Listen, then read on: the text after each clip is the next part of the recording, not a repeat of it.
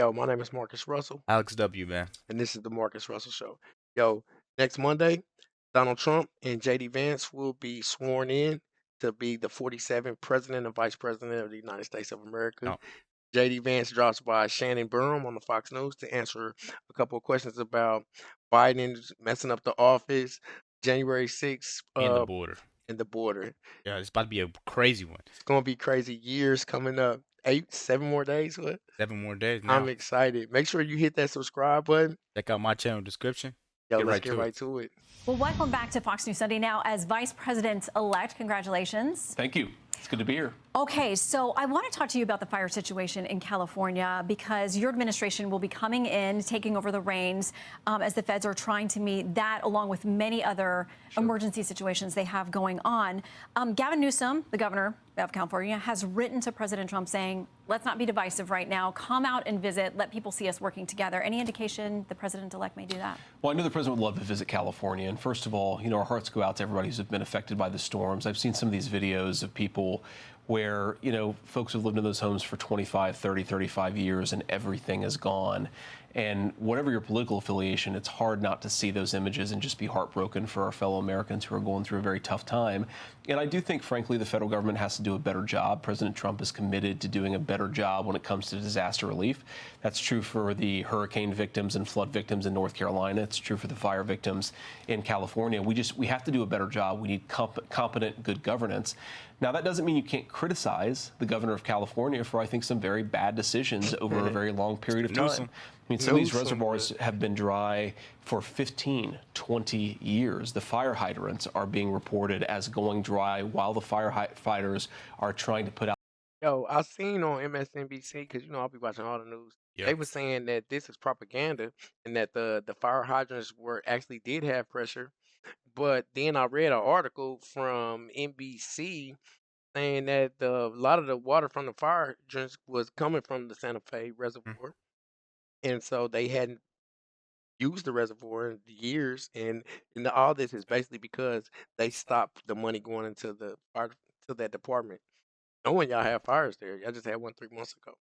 So It's crazy how it's been going on for years and years and years, and they're still so unprepared. It seems like Gavin Newsom is just collecting his salary at this point. You know what I mean? It seems like he doesn't really care about the people in the communities that are affected from these fires. Not only celebrities, but people that live in poor areas are getting hurt too. You know what I mean? Gavin Newsom just cares about his hair gel. That's it. As long as he has his hair gel, hey, forget the fires. I think Gavin Newsom's a vampire. Okay, Yeah, but check it. he definitely looks like one. He definitely looks like a Twilight vampire. But check it. Some of these natural disasters just don't seem that natural to me. Yeah, I'm not trying to trump up no conspiracies, but they don't look natural at they all. don't seem natural to me. Keep About going. these fires, there is a serious lack of competent governance in California, and I think it's part of the reason why these fires have gotten so bad. We need to do a better job at both the state and federal level. So there are skeptics who worry about what the administration will do when it comes to handing out aid to California. They're citing back to something that the president-elect said in September when he said we won't give him money to put out all his fires. And if we don't give him the money to put out his fires, he's got problems. Is there any consideration of withholding aid to Californians? No, look, President Trump cares about all Americans, right? He is the president for all Americans. And I think that he intends to have FEMA and other federal responses much, much better and much more clued into what's going on there on the ground. What's crazy is that they insurance didn't cover him. Yeah, yeah. You know what I'm saying? The insurance is a big scheme at this point, man. Like, We need to revamp that whole thing, America, YouTube. America needs to change how they run things when it comes to insurance. How you Health could just insurance, deny. home insurance. Yeah. You know what I'm saying? We need to revamp that. It doesn't have, it needs to be governed. You know what I'm saying? I don't like how you could sit there and you could pay for something for so long, and then Years. once a problem prevails, they just deny you. Or they'll pay you one time and they just kick you off of insurance. Yeah, And then anybody else that signs you up, they're going to charge you 3 times as much because of your last incident. then it's like insurance really worth it, But It's then worth it when you have an incident. yeah, and it's just I don't want to go down a rabbit hole, guys. Shit, Make sure you guys hit the subscribe button. We'll That keep going. part. You know, President Biden has been asleep at the wheel for a number of different crises, and I think this final California fire, as it's really getting out of control in Biden's last week and a half, I do think it drives home. Just again, we've had incompetent governance for so long. You know, President Trump often says that the coalition that made him the president was just a common sense coalition. There were conservatives, there were moderates, there were even a few liberals, but the thing that united us is just this basic idea that yes, government should be smaller, but when government does the things that it should do, it ought to do them well. And that's one of the things that President Trump and I are going to fight to get back to. So President Biden is doing what he can on his way out the door on a number of issues, and critics would say some of those appear to aim. On the way out the door, he is trying to blow America up before Trump gets into office. He wants to cause havoc. This just guy's out for blood. right. It's obvious at this point. He's You know, taking all the money to the club, just throwing it at the Amazon and throwing it at Ukraine. He's throwing our money away. He's still got the border free. Now he's writing these international policies that can go past his office. exactly. So, you know, It's kind of like his preemptive pardons. he's preemptively trying to mess up Trumpito's plans. This is crazy, man. This goes deep. The hate for Trump goes deep It in just makes me America, wonder in how politics. much bipartisan you know, leadership will it be when they get in there, because there's still a lot of Democrats left in the Senate. It is. But I mean, only time could tell. And Americans, I think Americans are fed up at this point. We don't like that stuff. I Look, think I'm we're a fed whole up. black person. We're fed up at this point. I Let's don't keep like going, it. man. Let's go. And to be into blunting what you all might have planned. Let's talk first about immigration. Politico has this headline: Biden extends temporary status of nearly 1 million migrants ahead of Trump deportations. It says the move allows people from certain countries who currently have temporary protected status, or TPS, to renew work permits and deportation protections, extending the program for El Salvador until March 2026 and Sudan, Ukraine, and Venezuela until October of 26. It was the main How does places we President got Trump plan problems to from. handle Horrible. these last-minute things, and what are his own executive actions planned, especially with regard to the border on day one? Yeah, so Shannon, if you step back a little bit, I do think it's important to reiterate that not just on the border, but on a whole host of issues, President Biden has left us an absolute dumpster fire. Now, we're excited to get to work, but we need to be open and honest about the fact that President Biden has not left the next administration in a good place, right? FEMA's funds are depleted. We have a wide open southern border. Oil is going through the roof. Bond yields went from 4.1% to 4.8% in a month. And that's on top of the fact that President Biden has been running the largest peacetime deficits in the history of this country. So we've got a lot of debt, a lot of problems. Let's expand on that. The largest deficit raise decrease in history. When we looked that up, I think it said that He raised it 5 million. He raised the debt 5 trillion. 5 trillion. Yeah, 5 trillion. So now we're 33 trillion in the negative, which is the most of any president ever. He made history He's just in a throwing bad his way. money away, y'all. He made history in a very, very But they bad don't way. ever talk about that. We literally Googled that fact. You know what I'm saying? He had to And pull if it up. Google doesn't say it's true, it's a lie. So you know it's the facts. So I don't know, man. To make history in such a bad way, it's crazy. $5 trillion, and that's not even thinking about the trillions he sent overseas. Like, come on, man. This Right. stuff we're never getting That's back. just local money. He's sending money to hostages. Like, he's getting our president is getting scammed. You know, like, come January 20th, man, all this stuff it's going to be a major change. It's going to be a Couple more shift days. of power in America, man. Come on, let's get to it. Problems and a wide open southern border. And thank God that Donald Trump takes office in a week and a half, because we need somebody to actually govern this country effectively.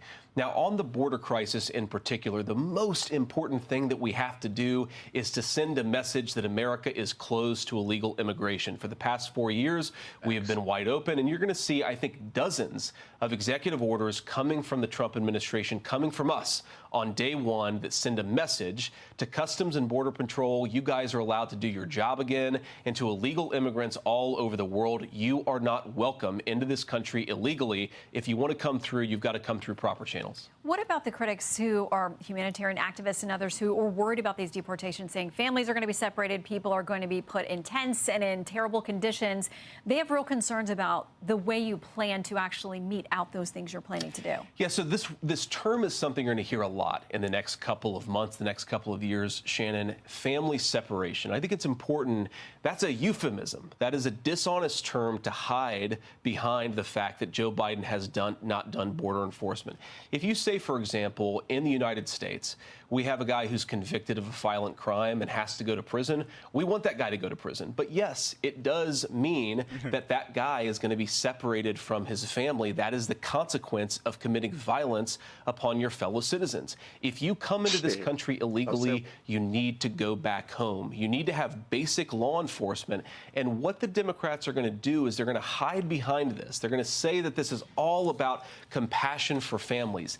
It is not compassion to allow the drug cartels to traffic small children. It is not compassionate to allow the worst people in the world to send minor children, some of them victims of sex trafficking, into our country.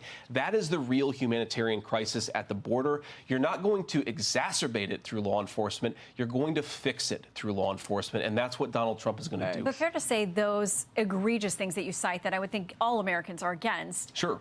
That's a small fraction of the millions of people who are here, who have built lives. Many of them have been here for decades. So you do have hundreds of thousands, maybe even 1 million people who, in addition to crossing into the border illegally, have also committed some measure of violent crime. So it's actually a very large number of people, Shannon.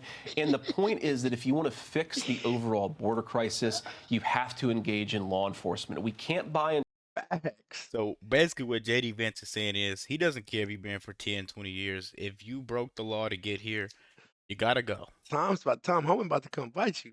Tom Homan's a bad guy. A bad, mean man. Yeah, when it comes to following the law and solving the problem, oh man, he's number one. You will not break that law. If you came in here illegally, It's over. you broke the law. Let's keep going, man. Make sure you guys hit that subscribe button too, That man. part. Show the love. into this lie, really from the extreme left, because I agree with you. Most Americans want common sense border enforcement.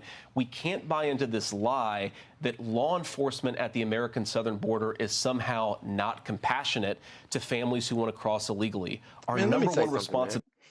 Okay, check this out. Let's just say that it's a blizzard outside. You know, it's winter here where we stay at. Let's just say it's a blizzard outside. It took me 10 years to build my home. It's real nice. Yeah. We got the fireplace going on. Yep. And a couple people from down the street lost their house. A couple houses is gone. So these people is outside in the cold. You know, I don't know none of these people. It's hundreds of them, thousands of them. But it's cold outside. It's horrible conditions. Am I inhumane if I don't let them in my house? I don't think you're inhumane, but the way I would look at it, you said you built the house. I built this house. It took me generations. Okay, now imagine this to make the situation even worse. Those people come here, and the government gives them a house. You know, After you I done actually had to built my build house. your house. You had to follow the law, everything. They come over here, they break the law, they get the roam free. I swear, I like the way JD Vance said this is a euthanism. It's like a word that you want to say that to try to make it, to try to downplay that you let all these illegal immigrants Yeah. in here. We didn't want y'all to do that. Yeah. You know what I'm saying? Yes, America is a melting pot, but like you can't just have people just coming in here It's not in fair, our man. nice It's house. not fair to the people that's been here all these years. Come man. on, and then like he said, then you're giving them a house. Yeah. You're giving them TANFs. And you ain't giving none of the people here that don't have houses and TANFs nothing. Now that's Nothing. been my problem since day one. This money. Let's keep going, man. That very, very horrible times, man. Man, bad timing. Is compassion to our fellow Americans, and that starts with enforcing the southern border. You cannot have a country Facts. of law and order, of stability, of basic good governance unless you get control of what Biden has left us at the American southern border, and President Trump is committed to doing it on day one. Okay, we're going to try to get through a lightning round so I can get to a few more things Please. with you. January 6th pardons, President Trump says there's a process. Where is the line drawn on who will and wouldn't be considered for a pardon? I think it's very simple. Look, if you protested peacefully on January the 6th and you've had Merrick Garland's Department of Justice treat you like a gang member, you should be pardoned. If you committed violence on that day, obviously you shouldn't be pardoned. And there's a little bit of a gray area there, but we're very much committed to seeing the equal administration of law. And there are a lot of people, we think, in the wake of January the 6th who were prosecuted unfairly. We need to rectify that. All right, the president has talked about the middle. They're acting like there's thousands of people that he's about to pardon. Yeah. Like Biden, who pardoned 8,000 people. A lot of them criminals. 38 murderers. Yeah. That were about to get the death penalty. Biden pardoned them. It's 300 and some patriots. true left. patriots that went there and protested, and they had some They sprinkled some people in the crowd that weren't MAGA supporters. You know, we don't want to dive into that, but Watch it on my channel. you guys know, man. You guys know. But y'all know what's up, YouTube. That That wasn't us, man. Okay, so this week coming up, we have the confirmation hearing for Trump's committee yep, nominees. We got Marco Rubio. They're not going to give him any problems. yep. But then there's a lot of Democrats in the Senate that Tulsi probably Gabbard, Tulsi Gabbard for the Human National Intelligence, JF Robert RFK Jr., RFK Jr. and Pete He Hicks, yeah. Hegseth. Now Pete Hegseth, they might not let him go through. I don't know. We're gonna see. But with all this going on, JD Vance, he's about to take head. You can see he's about to be an active vice president, not like Kamala Harris was. It's gonna be an amazing run. I think they about to have a good time this year. YouTube, you tell me what you think in the comments. Make sure you hit like and subscribe. Check out Cuz channel in the descriptions. We out. Peace.